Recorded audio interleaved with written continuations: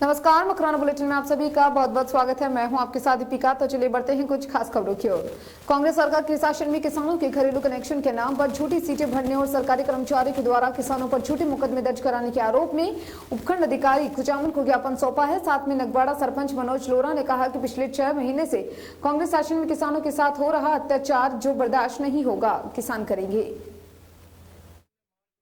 से आरोप लगे हैं जो बिल्कुल निराधार है। इन आरोपों के खिलाफ में और इस आज आपने ज्ञापन दिया है, क्या मामला पूरी मालूम? ज्ञापन हमने ये दिया है कि हमारे क्षेत्र में लालास गांव में कल कोई विजिलेंस टीम ने चित्तावा थाने में कल एक झूठा मुकदमा दर्ज करवाया है किसानों पर।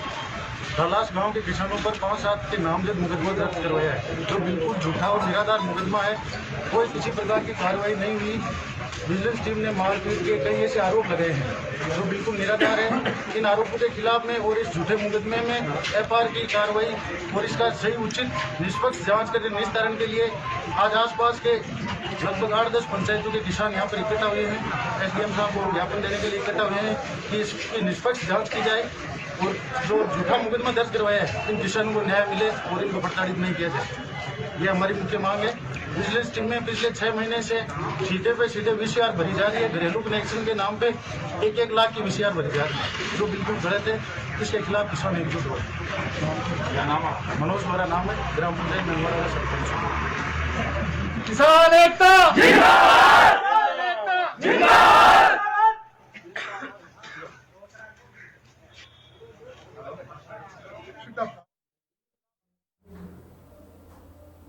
कुचामन तहसील के ग्रामीण क्षेत्रों में एक बार फिर विद्युत विभाग की टीमों द्वारा किसानों की वीसीआर भरने का काम जोरों शोरों से शुरू कर दिया है। जानकारी के अनुसार ग्राम पंचायत चितावा के समीप लालास में सोमवार को विजिलेंस टीम किसानों की कुएं पर कार्रवाई के लिए पहुंची तो कुछ ग्रामीणों ने झूठी वीसीआर भरने को लेकर विजिलेंस टीम का विरोध किया है। इसके साथ ही किसानों ने आक्रोश भी जताया है। क्षेत्र में किसानों की सुनने वाला कोई नहीं है। ग्रामीणों ने यह भी बताया कि विजिलेंस के अधिकारी विवेक ओला द्वारा की किसानों पर दबाव बनाकर चित्तावा थाने में झूठा मुकदमा दर्ज करवाया है। पीड़ित किसान का कहना है कि विजिलेंस टीमों द्वारा सिर्फ किसान के ही वीसीआर भरी जा रही है। आजनावा विधानसभा क्षेत्र का किसान बहुत ही पीड़ित है।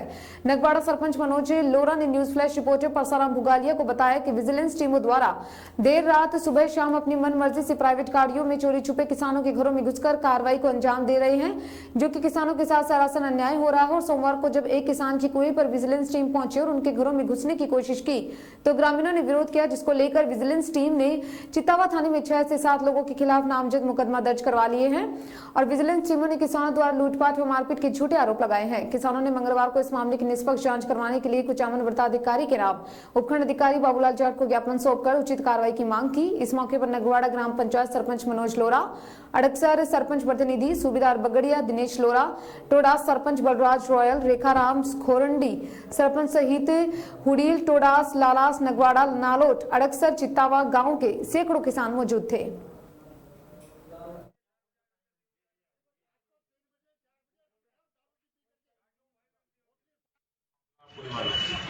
ज्ञापन हमने ये दिया है कि हमारे क्षेत्र में लालास गांव में कल कोई विजिलेंस टीम ने चित्तावा थाने में कल एक झूठा मुकदमा दर्ज करवाया है किसानों पर। लालास गांव के किसानों पर 5-7 के नामजद मुकदमा दर्ज करवाया है जो बिल्कुल झूठा और निराधार मुकदमा है।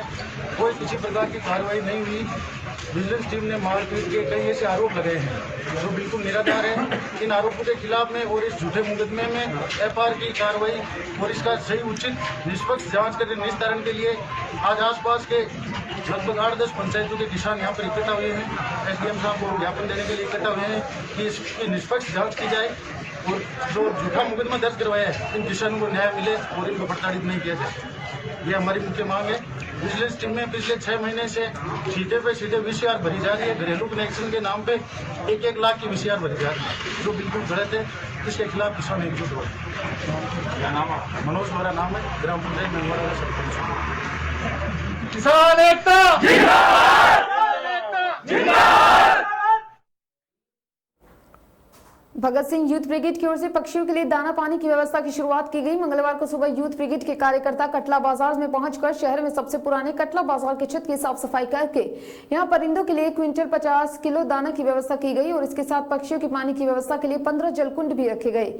भगत सिंह यूथ ब्रिगेड प्रदेश अध्यक्ष परसाराम बुगालिया और जिला अध्यक्ष मुन्नालाल काचवान ने बताया है कि हमारे संगठन भगत सिंह यूथ ब्रिगेड की तरफ से गत 26 नवंबर से चलाए जा रहे गो अन्नकूट महोत्सव के तहत गो सेवा अभियान चलाया जा रहा है, जिसमें हमारे संगठन के नौजवान साथी शहर की गलियों में बेसहारा घूम रहे गोवंश के लिए अन्नकूट खिलाने का काम भी कर रहे हैं। इसी के तहत एक नया प्रोग्राम प्रारूप तैयार किया गया है, जिसमें पक्षियों के लिए भी दाना पानी की व्यवस्था की जा रही है। प्रदेश अध्यक्ष परसाराम बुगालिया और नागौर जिला अध्यक्ष मुन्नालाल काचवान ने बताया है कि मनुष्य तो अपने कष्टों और दुखों को जुबान से व्यक्त करता है, इसलिए समय रहते उसका उपचार निदान किया जा सकता है, लेकिन पशु पक्षी बेजुबान होते हैं, उनके कष्टों को उनके शरीर के हाव भाव से ही समझा जा सकता है। उन्होंने बताया कि आने वाले दिनों में मकर संक्रांति के अवसर पर क्षेत्रवासियों द्वारा उड़ाए जा रहे पतंगे में चाइनीज मांझा की डोर बेजुबान पक्षियों के लिए बहुत घातक होती जा रही है, जिसको लेकर भी भगत सिंह यूथ ब्रिगेड के कार्यकर्ता क्षेत्र के लोगों में समझाइश करके चाइनीज मांझे की डोर को काम में नहीं लेने के लिए प्रेरित कर रहे हैं। इस मौके पर मूलचंद सोनी, ताजुद्दीन, तारदीन, अयूब, जमील, यूनुस, शकील, अनारदीन, इम्तियाज, इकबाल, आबिद, गुड्डू, शाहिद, कारीगर, पप्पू स्वामी सहित भगत सिंह यूथ ब्रिगेड के कार्यकर्ता मौजूद थे।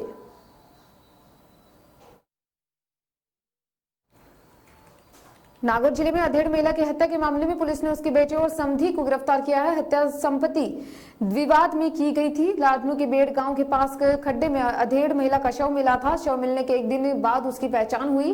पुलिस ने 4 दिन में अज्ञात मृतक की शिनाख्त के साथ उसके हत्यारों को पकड़ने में भी सफलता प्राप्त की है। पुलिस के अनुसार इस मामले में सामने आया कि महिला के इकलौते बेटे ने अपनी ही माता को मार डाला।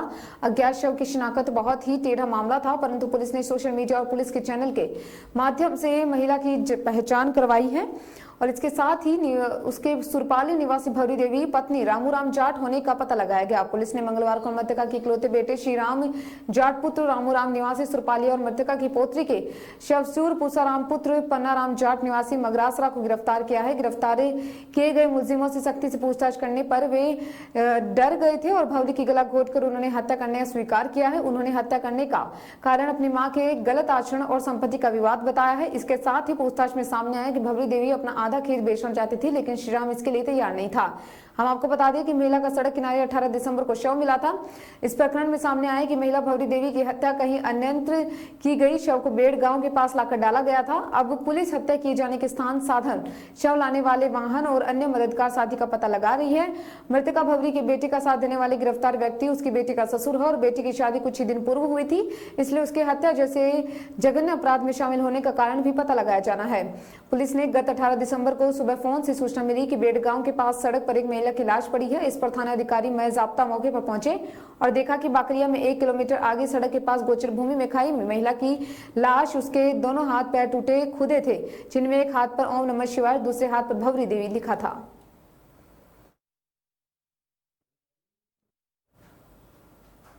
नागौर जिले के मेरता सिटी में एक नाबालिग के साथ सामूहिक दुष्कर्म का मामला सामने आया है। इसमें नाबालिग ने 4 लोगों पर दुष्कर्म का आरोप लगाया है। पीड़िता के पिता द्वारा मेरता सिटी थाने में रिपोर्ट दी गई है। पुलिस ने नाबालिग का मेडिकल करवाया है। पुलिस मामले की जांच में जुट गई है। पीड़िता के पिता ने पुलिस को बताया कि एक दिन पहले रात में और मेरा परिवार सो रहा था। इस दौरान आरोपी तेजराम ने मेरी बेटी को बहला फुसलाकर घर के बाहर बुलाया और इसके बाद उसे जबरदस्ती अपने साथ ले गए। परिवार देर रात उठा तो बेटी को घर से गायब देख ढूंढना शुरू किया। रात करीब 3:30 पर बेटी घर पहुंची। उसने सामूहिक दुष्कर्म होने की बात बताई। नाबालिग ने बताया कि आरोपी तेजाराम उसे सुनसान गली में ले गया, जहां पहले से कुलदेव, जीतू और एक अन्य व्यक्ति मौजूद था। उसके चेहरा छुपा रखा था। तीनों ने जबरदस्ती मेरे साथ गलत काम किया, साथ ही किसी को बताने पर जान से मारने की धमकी दी। इस दौरान नाबालिग का फोन भी तेजाराम ने रख लिया। पुलिस ने पॉक्सो एक्ट में मामला दर्ज कर लिया है।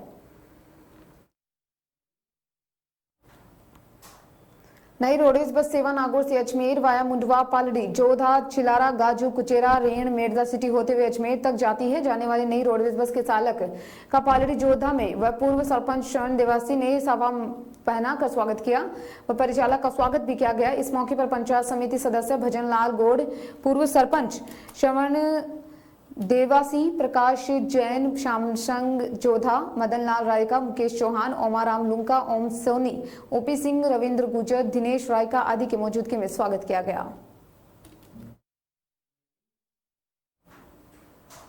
राज्य के चिकित्सा एवं स्वास्थ्य मंत्री, सूचना एवं जनसंपर्क मंत्री डॉक्टर रघु शर्मा तथा कृषि एवं पशुपालन मंत्री लालचंद कटारिया मंगलवार की शाम को नागौर नगर परिषद के आगे आयोजित कार्यक्रम में राज्य सरकार के 2 साल जनसेवा के शीर्षक जागरूकता रथ व कोरोना जागरूकता वाहन रैली को हरी झंडी दिखाकर रवाना किया। नागौर नगर परिषद व सूचना एवं जनसंपर्क विभाग की ओर से तैयार करवाया गया इस जागरूकता रथ 2 साल जनसेवा के राज्य सरकार की ओर से 2 वर्षों में करवाए गए विकास कार्यों का पूरा ब्यौरा दिया गया है, जो आमजन में प्रसारित किया जाएगा। वहीं नागौर नगर परिषद की ओर से तैयार करवाए गए कोरोना जागरूकता रथ व ऑटो टिपर प्रचार वाहन तथा नेहरू युवा केंद्र की मोटरसाइकिल रैली भी सूचना एवं जनसंपर्क मंत्री, कृषि एवं पशुपालन मंत्री तथा पूर्व विधायक जाकिर हुसैन गेसावत ने हरी झंडी दिखाकर रवाना किया।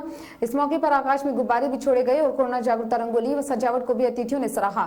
नगर परिषद के समक्ष आयोजित कार्यक्रम में चिकित्सा एवं स्वास्थ्य मंत्री डॉक्टर रघु शर्मा एवं कृषि एवं पशुपालन मंत्री लालचंद कटारिया ने जन आधार कार्ड योजना के लाभार्थी छगन सांखला, बन्ने खान, रेजाना बानो, मजीद खान तथा सनीदा बानो को जन आधार कार्ड वितरण किया। इस प्रकार दिवंगत सिलोकिसिस मरीज नेने निवासी बड़ी खाचू के आश्रित परसाराम व दिवंगत कीर्ताराम निवासी कुर्ची की आश्रित पप्पू देवी को नई सिलोकिसिस नीति के तहत 2-2 लाख रुपए की सहायता राशि की चेक देकर संबल दिया गया। इस अवसर पर जिला प्रभारी सचिव व संभागीय आयुक्त डॉक्टर वीना प्रधान, जिला collector doctor Jitendra Kumar Soni, police अधीक्षक श्वेता धनखड़, अतिरिक्त जिला कलेक्टर मनोज कुमार, जिला परिषद के मुख्य कार्यकारी अधिकारी जवाहर चौधरी, नगर परिषद आयुक्त मनीषा चौधरी सहित विभिन्न विभागों के जिला स्तरीय अधिकारी मौजूद रहे।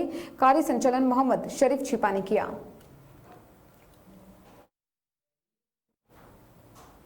पूर्व छात्र परिषद शारदा बाल निकेतन नागौर द्वारा तेलीनाड़ा स्थित महादेव मंदिर परिसर में सेवा बस्ती के भैया बहनों को गर्म स्वेटर वितरण का कार्यक्रम संपन्न किया गया है। कार्यक्रम का शुभारंभ राष्ट्रीय स्वयं सेवक संघ के क्षेत्रीय कार्यकारिणी सदस्य नंदलाल जोशी एवं परिषद के अध्यक्ष नंद किशोर जांगिड़ ने भारत माता के दिव्य चित्र के समक्ष दीप प्रज्वलित करके आगे बढ़ने का आह्वान किया और भारत माता की सेवा करने का संकल्प दिलाया। उन्होंने बताया कि समाज मुक्त हस्त से योग्य लोगों की सेवा सहायता करने के लिए तैयार है। उन्होंने सेवा बस्ती के भैया बहनों को सदैव बड़ों को प्रणाम करने, प्रभु का नमन करने, अध्ययन करने, माता पिता की सेवा करने, गंगा प्रकृति का सम्मान करने की सीख दी है। परिषद के संरक्षक पंकज जोशी ने बताया कि परिषद की प्रेरणा से विद्यालय के सत्र 1987-88 के पूर्व छात्र प्रदीप कंकरिया के अर्थ सौजन्य से आज का यह परम पुनीत सेवा कार्य प्रकल्प संपन्न हुआ। इसके अंतर्गत 40 भैया बहनों को गर्म स्वेटर प्रदान किए गए। सेवा, संस्कार, सहयोग और समर्पण का भाव मन में धारण का ये पूर्व छात्र अनेक सेवा के प्रकल्पों के माध्यम से व्यक्ति निर्माण और राष्ट्र निर्माण के श्रेष्ठ कार्य में लगे हैं। स्वेटर वितरण के इस कार्यक्रम में विद्या भारती जोधपुर प्रांत के सेवा प्रमुख रुद्र कुमार शर्मा, प्रांतीय संगीत प्रमुख मेघराज राव, राजकीय उच्च माध्यमिक विद्यालय गोगेलाव के वरिष्ठ शारीरिक शिक्षक और आदर्श शिक्षण संस्थान के व्यवस्थापक हनुमान सिंह देवड़ा, पूर्व छात्र संघ के साथ ही इनके साथ मौजूद रहे हैं, जिसके अंदर शारीरिक शिक्षा और आदर्श शिक्षा संस्थान के व्यवस्थापक हनुमान सिंह देवड़ा, पूर्व छात्र परिषद विद्या भारती राजस्थान के क्षेत्रीय संयोजक शरद कुमार जोशी उपस्थित थे। कार्यक्रम का संचालन सेवानिवृत्त फौजी भंवर पूनिया ने किया। भैया बहनों ने देशभक्ति गीत चंदन है इस देश की माटी का दोहरान किया है और कार्यक्रम के अंत में पूर्व छात्र परिषद के अध्यक्ष नंद किशोर जांगिड़ ने आभार प्रकट किया। मातृशक्ति हो सकता है जो मैं बात आपको कहूँ वो समझ में आए या ना आए, पर इसकी कार्यक्रम की रूपरेखा जो बनी एक सामान्य विचार से बनी। आजकल सोशल मीडिया का जमाना है। 1988 में हम लोगों ने शारदा बाल निकेतन को छोड़ा था, तो हमारे साथ 28 भैया बहन उस समय एक क्लास में पढ़े। 26 नवंबर को हमारे व्हाट्सएप का एक ग्रुप बना जिसमें लगभग हम लोग 19 लोग उसमें सम्मिलित हुए। उनसे एक विचार बना, उनमें से एक किसी भैया ने आज इस कार्यक्रम को प्रायोजित किया। वो हमसे 1200 किलोमीटर दूर है। मैं जब यहाँ आया तो मुझे लगा कि शायद उनका ये विचार था कि उन लोगों को दिया जाए जिनको इसकी आवश्यकता है, पर मुझे ये लगता है कि आप लोगों को ये पारितोषिक के रूप में मिल रहा है। आपको आवश्यकता नहीं है, लेकिन पारितोषिक के रूप में मिल रहा है।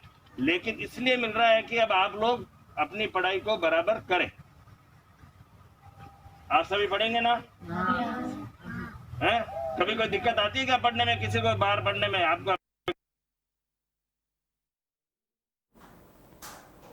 चिकित्सा एवं स्वास्थ्य तथा सूचना एवं जनसंपर्क मंत्री डॉक्टर रघु शर्मा ने कहा कि राज्य सरकार 2 साल में प्रदेश के हर वर्ग की उम्मीदों पर खरी उतरी है। सरकार ने जिन घोषणा पत्र में जो वादे किए थे उनमें से आधे से अधिक वादे पूरे किए जा चुके हैं। जन घोषणा में किए गए वादों को सरकार पूरा कर रही है। चिकित्सा एवं स्वास्थ्य मंत्री मंगलवार को नागौर के जिला कलेक्टर सभागार में सरकार के 2 वर्ष पूर्ण होने के उपलक्ष्य में आयोजित प्रेस वार्ता को संबोधित कर रहे थे। चिकित्सा एवं स्वास्थ्य मंत्री तथा सूचना एवं जनसंपर्क मंत्री डॉक्टर रघु शर्मा ने बताया कि हम समाज के प्रत्येक वर्ग को केंद्र में रखकर जनहितैषी का काम कर रही है। पूरे देश ने देखा कि मुख्यमंत्री मुख्यमंत्री अशोक गहलोत के नेतृत्व में राजस्थान सरकार ने कोरोना महामारी से बचाव के लिए शानदार प्रबंधन दिया है और इसके साथ ही हमने चिकित्सा के क्षेत्र में भी बेहतरीन काम किया, तो साथ ही मानवता की सेवा के लिए ना किसी को भूखा सोने दिया और ना ही किसी प्रवासी श्रमिक को पैदल चलने दिया। सूचना और जनसंपर्क मंत्री ने कहा कि कोरोना काल में सरकार ने सड़कों पर पैदल चलने वाले श्रमिकों को शेल्टर होम में ठहराया और उन्हें उनके गंतव्य स्थान तक भी पहुंचाया है। कोरोना काल में हुए नागरिकों की मृत्यु के बाद उनके अस्थि विसर्जन हेतु रोडवेज की व्यवस्था हरिद्वार तक की गई, साथ ही पश्चिम बंगाल तक के मजदूरों को भी परिवहन साधनों में छोड़ा गया है।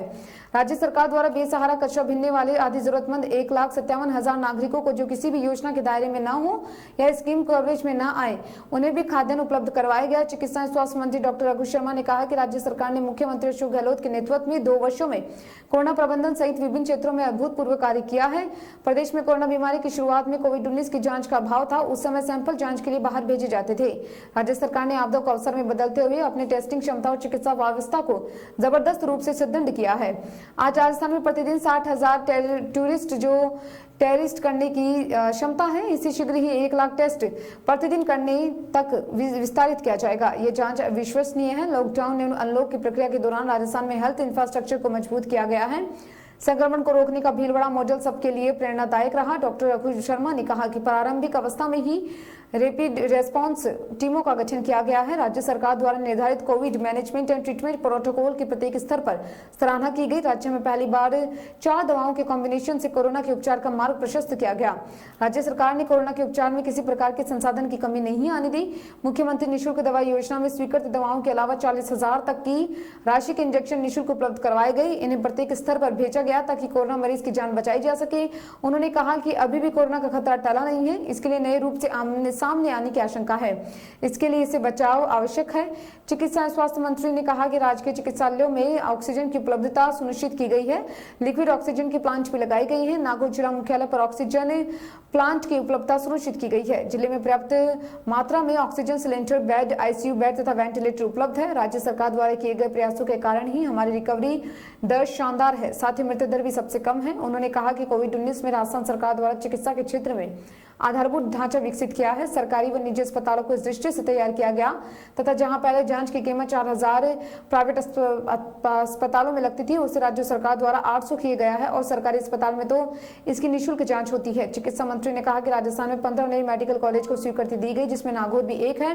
नागौर में मेडिकल कॉलेज बनने के बाद यहाँ के जिला अस्पतालों में नागौर के जिला अस्पताल में भी बेड की संख्या 300 से बढ़कर 500 बेड हो जाएगी। मंत्री ने बताया कि कोविड-19 काल में 735 व हाल ही में 2000 डॉक्टरों की नियुक्ति की गई है, जिसमें से 119 डॉक्टर नागौर जिले में पद स्थापित किए गए हैं। चिकित्सा मंत्री ने बताया कि सरकार द्वारा 12,000 जीएनएम व एएनएम की पोस्टिंग भी की गई है। प्रेस कॉन्फ्रेंस में कृषि एवं पशुपालन मंत्री लालचंद कटारिया ने कहा कि किसानों की कर्ज माफी सहित कई ऐसे निर्णय हैं जो राज्य सरकार ने तय सीमा में पूरे किए हैं।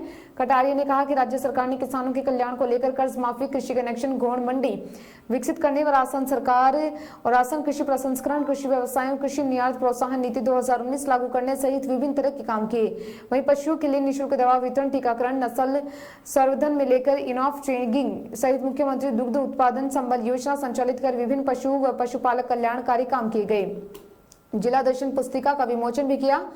चिकित्सा एवं स्वास्थ्य मंत्री तथा जनसंपर्क मंत्री डॉक्टर रघु शर्मा, कृषि मंत्री लालचंद कटारिया व जिला प्रभारी सचिव डॉक्टर वीणा प्रधान ने मंगलवार को कलेक्टर सभागार में जिला प्रशासन व सूचना एवं जनसंपर्क विभाग द्वारा प्रकाशित नागौर जिला प्रदर्शन पुस्तिका का विमोचन किया। जिला कलेक्टर डॉक्टर जितेंद्र कुमार सोनी ने बताया कि पुस्तिका में विभिन्न विभागों द्वारा 2 वर्षों में कराए गए विकास कार्यों को स्थान दिया गया है। इसके तहत चिकित्सा एवं स्वास्थ्य विभाग, कोरोना बचाव महाअभियान, महिला बाल विकास, सहकारिता, कृषि व सिंचाई विभाग, पंचायती राज विभाग, शिक्षा, पेयजल, पशुपालन, सामाजिक न्याय, आधिकारिकता सहित अन्य विभागों व नागौर जिला प्रशासन द्वारा किए गए नवाचार में मिली सफलताओं को उल्लेख किया गया। इस अवसर पर डिटवाना विधायक चेतन डूडी, जायल विधायक डॉक्टर मंजू मेघवाल, जिला प्रमुख भागीरथ राम, पुलिस अधीक्षक श्वेता धनकर, पूर्व विधायक जाकिर हुसैन गेसावत, अतिरिक्त जिला कलेक्टर मनोज कुमार, जिला परिषद के मुख्य कार्यकारी अधिकारी जवाहर चौधरी, नागौर पंचायत समिति के प्रधान सुमन, सहायक निदेशक सूचना एवं जनसंपर्क दुर्गा सिंह आदि मौजूद रहे।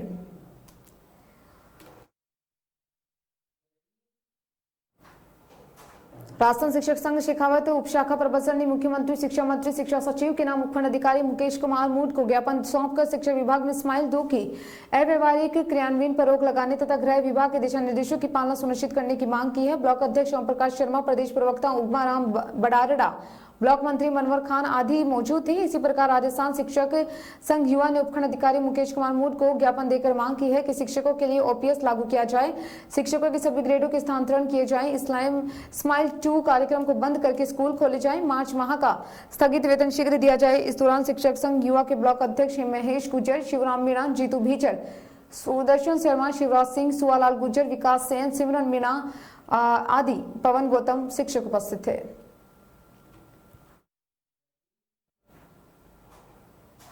रियाबड़ी के उपखंड अधिकारी सुरेश के एम के द्वारा अब तक 50 डंपर पर कार्रवाई। सोमवार की रात 8 बजे अवैध बजरी खनन पर कार्रवाई की गई। लूनी नदी में हो रहे अवैध खनन की शिकायत पर मौके पर पहुंचे उपखंड अधिकारी ने बजरी से भरा हुआ एक डंपर जब्त किया। वहीं रात्रि में कार्रवाई की भनक से अवैध बजरी से भरे डंपर पर बजरी खाली कर फरार होने से कामयाब रहे। सरपंच की सूचना पर उपखंड अधिकारी सुरेश के एम, तहसीलदार घासीराम डूडी, पादुकला थाना अधिकारी नरोत्तम सिंह, हेड कांस्टेबल सुखाराम खोज, मैं पुलिस जाब्ता दसावास रोड पर स्थित श्यामनगर में पहुंची। यहां अंधेरे में बजरी से भरे 4 डंपर खड़े पाए गए। उपखंड अधिकारी ने मौके पर ही चारों डंपर को जब्त कर पुलिस के सुपुर्द किया। उपखंड अधिकारी सुरेश के एमके ने बताया कि लूनी नदी क्षेत्र में अवैध बजरी खनन की पुख्ता सूचना पर पुलिस एवं प्रशासन की संयुक्त टीम लूनी नदी सरहद में पहुंची, जहां अवैध बजरी खनन क्षेत्र से बजरी भरकर आ रहे डंपर को रुकवाया और अवैध बजरी खनन परिवहन साबित होने पर मौके पर ही उक्त डंपर को पुलिस के सुपुर्द किया गया। कार्रवाई के पश्चात ग्राम पंचायत रियाबड़ी के सरपंच द्वारा सूचना मिली कि रियाबड़ी के दासावास रोड पर स्थित श्यामनगर में अवैध बजरी भरकर आए हुए डंपर यहाँ छुपे हुए हैं। इन सभी डंपर को कार्रवाई करते हुए चारों बजरी से भरे डंपर को जब्त किया गया है। रात की कार्रवाई के बाद सुबह एक डंपर का रवाना सही मिलने पर उसे छोड़ा गया। शेष 4 डंपर को पुलिस के सुपुर्द कर खनन विभाग को कार्रवाई के निर्देश दिए हैं। अवैध बजरी खनन पर की गई कार्रवाई में उपखंड अधिकारी सुरेश केएम के साथ तहसीलदार घासीराम ढूडी, थानेदार नवरोत्तम सिंह, हेड कांस्टेबल सुखाराम खोजा, गोविंद टाडा, रामकुमार गार्ड, रामकिशन की टीम ने संयुक्त कार्रवाई की है।